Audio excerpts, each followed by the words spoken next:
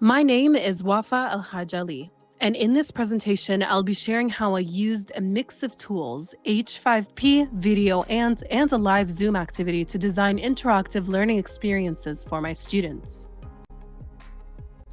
Here's a quick overview of what I'll be covering today. I'll start with a brief introduction to my project and explain why designing engaging online cybersecurity activities is so important.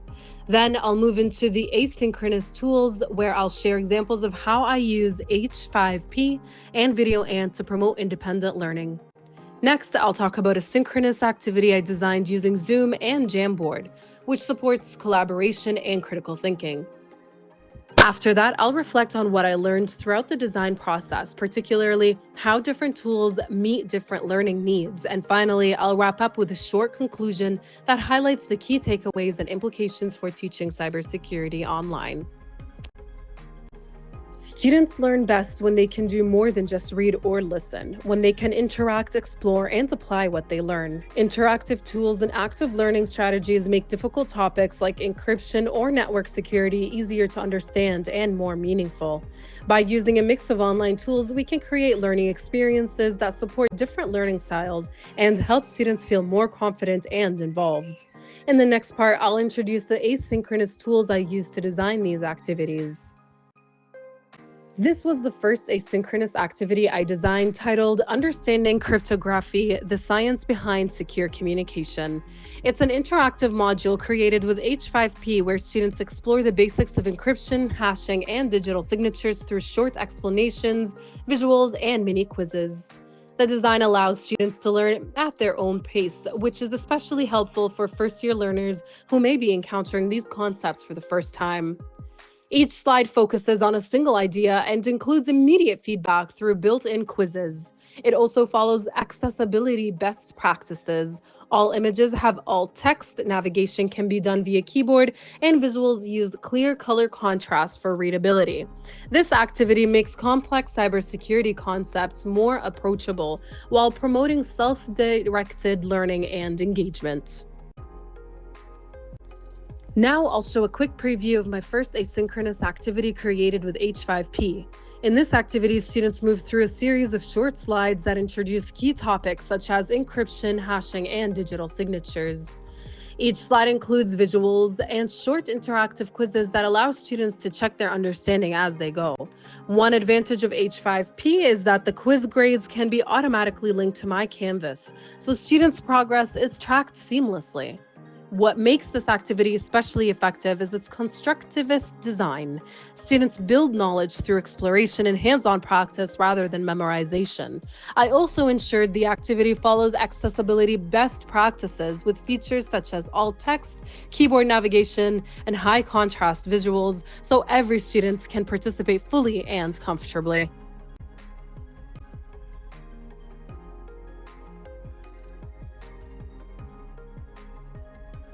Today, we're diving into something super important for your online safety. We're talking about encryption, what it is, how it works, why it matters, and how it keeps your private stuff private. So what is encryption? Let's start with the basics. Encryption is like turning your message into a secret code. It scrambles your data so that no one, not hackers, not companies, not even governments, can read it unless they have the right key to unlock it. So when you send a message, type your password, or make a payment online, encryption is working behind the scenes to protect you. How does encryption work? Okay, now let's say you want to send your friend a message. I love pizza. If you send it normally over the internet, anyone snooping on the network could read it. But if you encrypt it, that message turns into something like this. Just total nonsense. Only your friend, who has the right decryption key, can unlock that nonsense and turn it back into, I love pizza. You heard the key? Right. So what is that key? The key is basically a special code that tells the computer how to scramble and unscramble the message. Think of it like a password, but one that's used by your phone or computer behind the scenes. Without the right key, the encrypted message stays locked. Even if a hacker grabs the message, they can't read it. There are two main types of encryption: symmetric encryption and asymmetric encryption. Symmetric encryption is the oldest and fastest kind. It uses one key to both lock and unlock the message. Think of it like a locked diary. You lock it with a key, and your friend needs that same key to open it. It's fast, but there's one problem. How do you send the key to your friend securely without someone else stealing it? That's where type 2 comes in. Asymmetric encryption. This one uses two keys, a public key that anyone can have, and a private key that only you keep safe. Think of it like a mailbox. Anyone can drop a letter into your mailbox using your public key, but only you have the key to open it. Your private key. This is how websites, emails, even cryptocurrency wallets protect data. It's slower than symmetric, but super secure for communication. And here's something cool. Modern encryption often combines both types to get the best of speed and security. Now, let's talk real world.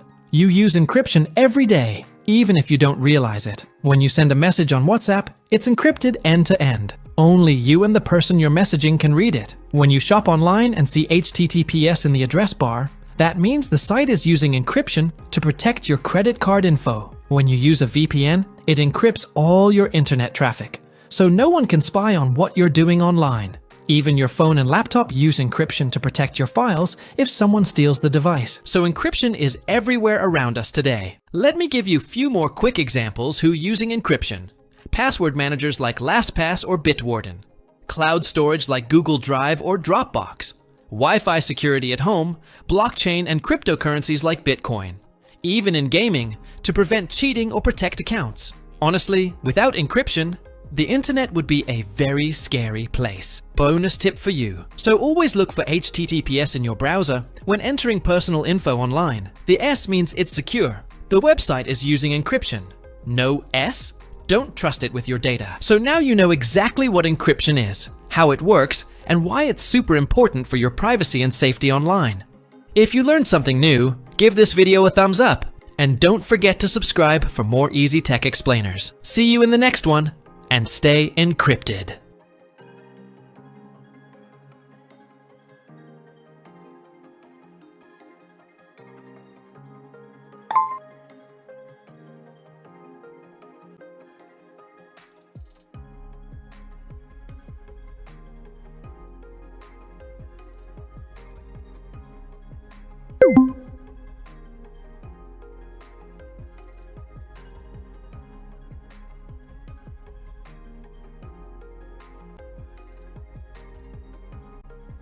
My second asynchronous activity uses Video Ant, a great tool for creating interactive video discussions. In this activity, students watch a short video on smart home security and add their comments directly to specific timestamps. They discuss IoT vulnerabilities and apply CIA/NA principles, confidentiality, integrity, availability, non-repudiation, and authentication to identify security risks.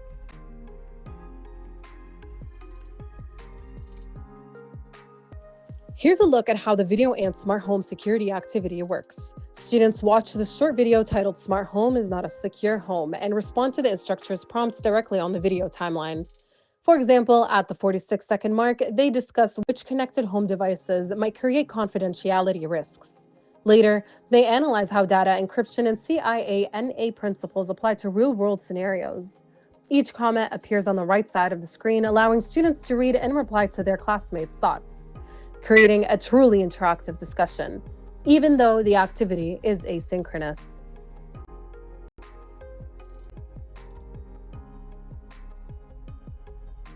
Warning, warning, a smart home is not a secure home.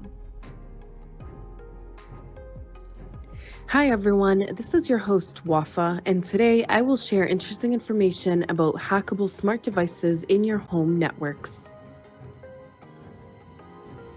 We're going to discuss if smart devices are safe to use and if they are vulnerable to be exploited. Then we're going to cover the most common attacks on your smart home devices and provide you steps on how you can secure your smart home. Furthermore, we will focus on the role of Internet of Things developers that measure the necessary steps to keep you safe. Smart devices provide homeowners with convenience and cost savings. Homeowners can control different home appliances and devices using one device, such as smartphones or tablets, by connecting to an Amazon Alexa or a Siri Home. Households are becoming smarter and smarter. You can connect to your smart TV, video doorbell, security cameras, robot vacuum, garage door opener, baby monitor, and the thermostat. You can even turn off and turn on your lights using your voice. Now the question is, are these safe for us to use? The answer is no. Any weaknesses or bugs in the smart device design would allow the breaching of confidentiality, integrity, or availability of your personal information or any services that you may use. Of course, smart devices are vulnerable to exploits. Smart devices are connected to the internet and are vulnerable to any kind of cyber attacks. Next, let's look at the synchronous component of my design. During the live Zoom sessions, I facilitated a See, Think, Wonder activity focused on a simulated smart home breach. Students worked in breakout rooms to analyze the scenario collaboratively. In the See phase, they identified what they observed, such as weak passwords, outdated firmware, or insecure device configurations. In the Think phase, they discussed why these issues might occur, drawing on their own experiences and even sharing real examples of ethical hacking or past cybersecurity challenges they've encountered. Then, in the Wonder phase, they proposed possible solutions such as enabling two-factor authentication, segmenting home networks, or improving firmware management. All ideas were recorded on Jamboard, allowing groups to visualize connections and compare strategies during the group debrief. The next part of my design includes a synchronous activity that takes place during a live Zoom session. This session uses the See, Think, Wonder protocol, which encourages students to slow down, observe carefully, and ask questions before forming conclusions. The topic for this activity is a smart camera breach case, a real-world scenario where a home security camera was hacked due to a weak password. Students work in small breakout rooms to discuss what they see, what they think caused the problem, and what they wonder about possible solutions. After the breakout discussions, we come together as a class to share insights on how encryption, authentication, and the CIANA principles could have prevented the attack. This format helps students apply what they learned from the asynchronous modules, moving from independent learning to collaborative learning.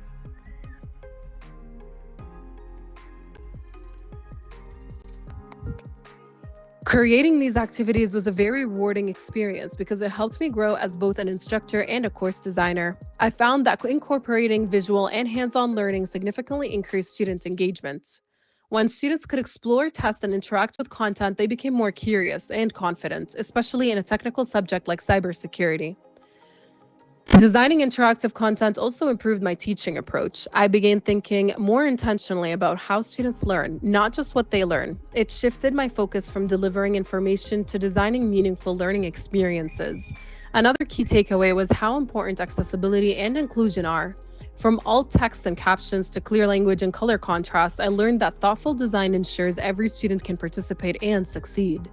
Overall, this project reminded me that teaching cybersecurity is not just about explaining complex systems, it's about making those systems understandable, engaging, and inclusive for all learners. To wrap up, this project showed me how combining different tools can truly support flexible learning. Using both asynchronous and synchronous activities creates the right balance. Students get time to explore ideas on their own and then come together to collaborate and apply what they've learned. Through interactive design, students don't just memorize cybersecurity concepts, they actually practice and apply them in realistic contexts. Most importantly, I've learned that digital learning can be both inclusive and meaningful. When we design intentionally with accessibility, engagement, and reflection in mind, technology becomes a bridge, not a barrier to learning. Thank you for listening. I hope this presentation gave you ideas on how to design engaging and inclusive learning activities for cybersecurity education.